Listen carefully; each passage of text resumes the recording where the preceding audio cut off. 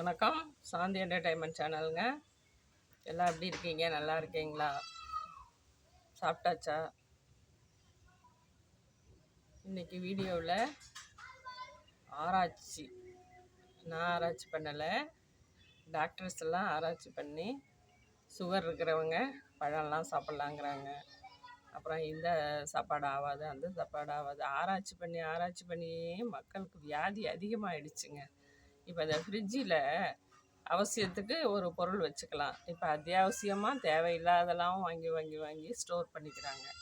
இப்போ என்னென்னா அந்த 5 பொருளை வச்சா விஷமாக மாறிடும். அந்த சமையலோ சாப்பாடோ குழம்போ ஏதோ உள்ளே வச்சு சூடு பண்ணி சாப்பிட்டாக்கா உடம்புக்கு ஆகாது. ஏன் இந்த மாதிரி ஏதாவது வேலைக்கு போகிறவங்க அவசியத்துக்கு அதை வச்சுக்கிறாங்க. அதனால் அதை அவங்க பயன்படுத்துறது தப்பாக ரைட்டாங்கிறது அவங்களுக்கே புரியாத அளவுக்கு போட்டு டாக்டர்ஸ்லாம் நிறைய டாக்டர்ஸ் கண்டுபிடிச்சி அதாவது அதை கண்டுபிடிச்சி அதில் வச்சு சாப்பிட்டா பிரயோஜனம் 30 நாள் கெடாது, 60 நாள் கெடாது. தேங்காவை உப்பை தடவி வச்சா 10 நாள் வச்சுக்கலாம், உப்பை தடவி வச்சா 4 நாளைக்கு மேலே அதை டேஸ்ட்டே மாறி போய்டுது, நல்லா இல்லைங்க. அது மாதிரி வச்சு சாப்பிட்லான்னு சொல்லி கண்டுபிடிச்சி சொல்கிறவங்களும் அவங்களாவே இருக்காங்க.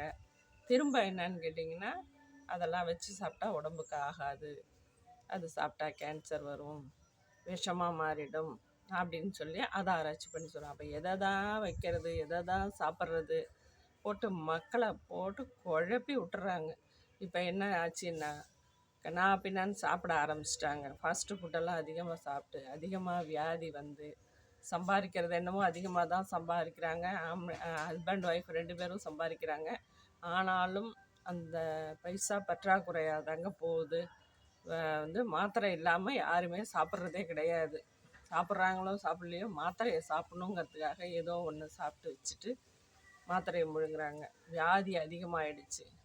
30 வயசுக்கெல்லாம் பிபி, சுகரு என்னென்ன இருக்கோ எல்லாமே வந்துடுது. ஏன்னா பெண்களாகட்டும் ஆண்களாகட்டும் கடின உழைப்பு கிடையாது. பெண்கள் பாதி நேரம் பசங்களோ ஹஸ்பண்டை அனுப்பிச்சிட்டு 2 பேரும் ஒர்க் பண்ணுறவங்களாம் இருந்தால் பிரச்சனை இல்லை, போயிடுறாங்க. அப்படியே வேலைக்கு போனாலும் ஐடி கம்பெனியில் வேலை பார்க்குறாங்க, கம்ப்யூட்டர்லேயே உட்காந்துருக்காங்க.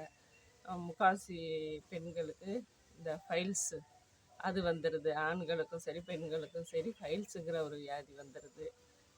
அது காரம் சாப்பிடக்கூடாது, ரொம்ப ஃப்ளாட்டாக இருக்கக்கூடாது, வெயிட்டும் அதிகமாக போயிடுறாங்க. உட்காந்தே இருக்கிறதுனால வெயிட் போட்டுடுது.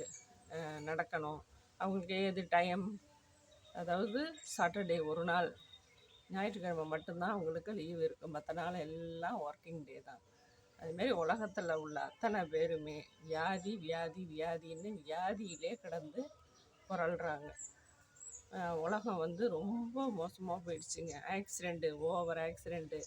2வது இந்த தெருவில் உள்ள நாய்ங்க இருக்குது பாருங்கள், நாய் கூட்டமாக கூட்டிக்கிட்டு ஏதோ ஒரு தனியாக போகிறவங்கள பிடிச்சி கட்டிச்சு கொத்தரி காயம் பண்ணி உடம்பை வீணாக்கிடுது.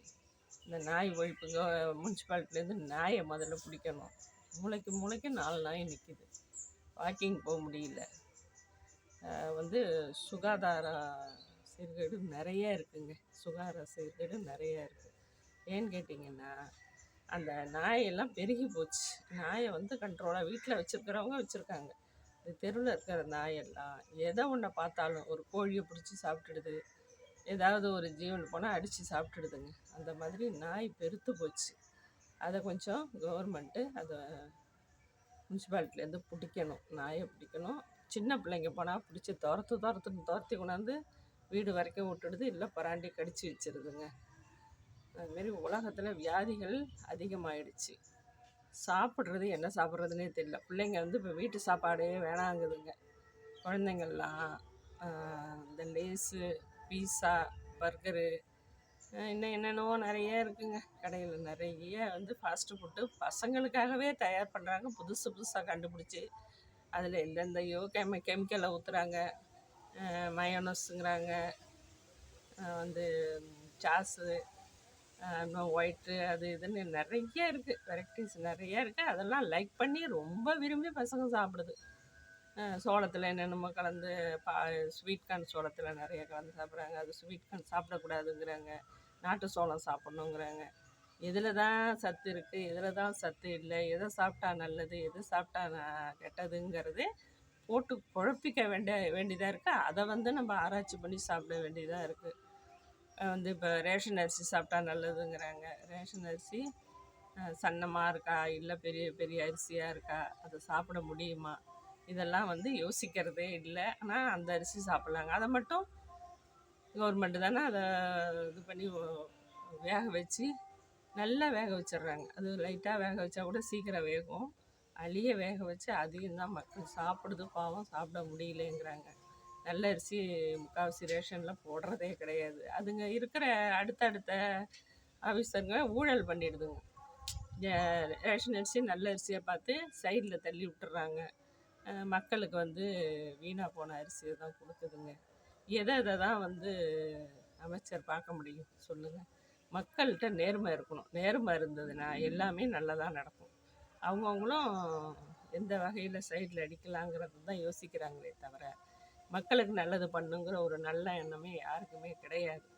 அதனால தாங்க வியாதி அதிகமாகிடுச்சு, ஊழல் அதிகமாகிடுச்சு, வியாதி அதிகமாகிடுச்சு, மக்கள் அழிவு ஜாஸ்தியாக போயிடுச்சு. எங்கே பாருங்கள் ஆக்சிடெண்ட்டு. எந்த பொழுது விடிஞ்ச ஆம்புலன்ஸ் போகாத நேரம் இல்லை, ஆக்சிடெண்ட் இல்லாத நேரம். ட்ரெயின் விபத்து, விமான விபத்து, பஸ்ஸு மோதிக்குது, வேன் கவுந்தது, இதுதாங்க நியூஸ் ஹெட்லைனாகவே இருக்குது. அதேமாரி தயவு செஞ்சு எல்லாருமே பார்த்து வாகனத்தில் போகும்போது பார்த்து போங்க. அவசரமாக போகாதீங்க. வீட்டில் சீக்கிரம் கிளம்புங்க. சீக்கிரம் கிளம்பி மெதுவாக போங்க. 60 80ன்னு காரில் போகிறவங்களும் வேகமாக போகிறது, வண்டியில் போகிறவங்களும் வேகமாக போகிறது, சிக்னல் பார்க்கறதில்ல, வேகம் தடை பார்க்கறதில்ல. ஏதோ மைண்ட் செட்டு வேறு விதமாக யோசிச்சுட்டே போகும்போது கவனிக்காத போகிறது. இதெல்லாம் தவிர்த்து நிதானமாக போனீங்கன்னா ஆக்சிடெண்ட்டை தவிர்க்கலாங்க. மனக்குழப்பம் இருக்கக்கூடாது. முதல்ல எதாக இருந்தாலும் ஃபேஸ் பண்ண தயார் பண்ணிக்கணும் மனசை. எதாக இருந்தாலும் நான் சமாளிச்சுக்கலாம்னு சொல்லிவிட்டு நம்ம எந்த வேலையாக போகிறோமோ அதில் கான்சன்ட்ரேஷன் பண்ணி போனீங்கன்னா விபத்துக்களை தவிர்க்கலாங்க. நிறைய இடத்துல விபத்து, செல் எடுத்தாலும் விபத்து, டிவி எடுத்தாலும் விபத்து, விபத்து விபத்துன்னே தாங்க நிறைய பொழுது பூரா காலையிலேருந்து சாயந்தரத்துக்குள்ளே அந்தந்த ஊர்லேயும் உள்ள பெரியாஸ்பத்திரி எல்லாத்துலேயுமே வந்து ஆக்சிடெண்ட்டு அதுன்னு கேஸு நிறைய வருதுங்க. இப்போல்லாம் வந்து எங்கள் பாட்டிலாம் சொல்லுவாங்க, அந்த காலத்துலலாம் ஏதோ ஒரு இடத்துல தாண்டி சுகர் இருக்குதுன்னு சொல்லுவாங்க, சர்க்கரை வியாதின்னு சொல்லுவாங்க. இப்போல்லாம் பார்த்திங்கன்னா பிறந்த குழந்தையிலேருந்து வயசானவங்க வரைக்கும் சர்க்கரை வியாதி சுகர் பேஷண்ட்டு அப்படிங்கிறாங்க. அது வந்து நிறைய பெருகி போச்சுங்க. அதெல்லாம் தவிர்க்கணும் அப்படின்னா ஆரோக்கியமான உணவு, கீரை வகையை நிறைய சாப்பிடுங்க, பழம் நிறைய சாப்பிடுங்க, காய்கள் நிறைய சாப்பிடுங்க. இப்போ உள்ள குழந்தைங்கள்லாம் காயே சாப்பிட்றதில்ல. 3 வேளையும் டிஃபன் வச்சா சாப்பிட்றேங்கிறாங்க. சப்பாத்தி, நூடுல்ஸ்லாம் மைதாவே ஒயிட்டில் உள்ளது, மாவுச்சத்து புரதம் அதிகமாக சேர்த்துக்கக்கூடாதுங்கிறாங்க. ஆனால் வந்து குழந்தைங்கள்லாம் டெய்லி மேகி கிண்டி கொடுத்தாலும் நூடுல்ஸ் பண்ணி கொடுத்தா ஓகே அப்படிங்கிற கண்டிஷனுக்கு வந்துடுச்சுங்க. அதனால் ஆரோக்கியமான உணவை கொடுங்க. இது தான் சாப்பிட்ணும், பாரம்பரிய உணவு இது தான் சாப்பிட்ணும், இப்படி சாப்பிட்டா தான் நல்லதுன்னு குழந்தைங்களுக்கு நாம் தாங்க எடுத்து சொல்லணும். எடுத்து சொன்னால் புரிஞ்சுக்குங்க. அதே போல் எடுத்து சொல்லி புரிய வச்சு ஆரோக்கியமான உணவை கொடுங்க. வியாதியை தவிருங்க. எல்லோரும் நல்லா இருக்கணும்னு நினச்சிங்கன்னா ஆரோக்கியமான ஃபுட்டை சாப்பிடுங்க. எல்லாத்துக்கும் தெளிவாக சொல்லுங்கள். எடுத்து சுண்டல் தினம் ஒரு சுண்டல் சாப்பிட்ணும், ஒரு காய் சாப்பிட்ணும், சாலட் மாதிரி பிடிச்சதா எது பிடிக்குதோ அதை மாதிரி திணிச்சு பசங்களை வந்து நீங்கள் சாப்பாடு கொடுத்து தான் ஆகணும். சோம்பேறித்தனப்படாமல் பகலில் வந்து தூங்குறத தவிர்த்துடுங்க. அப்போ தாங்க நைட்டு படுத்திங்கன்னா நல்லா அசந்து தூங்குவீங்க. பகலில் சில பேர் தூங்கியே பொழுதை ஓட்டிகிட்டு ராத்திரிக்கு தூக்கம் வரல, 12 மணிக்கு தூங்கினேன், 1 மணிக்கு தூங்கினேன் அப்படிம்பாங்க. காலையில் எழுந்திரிக்க மாட்டாங்க. சில லேடிஸ்லாம் சண்டே சாட்டர்டே 10 மணிக்கு எழுந்திரிப்பாங்க.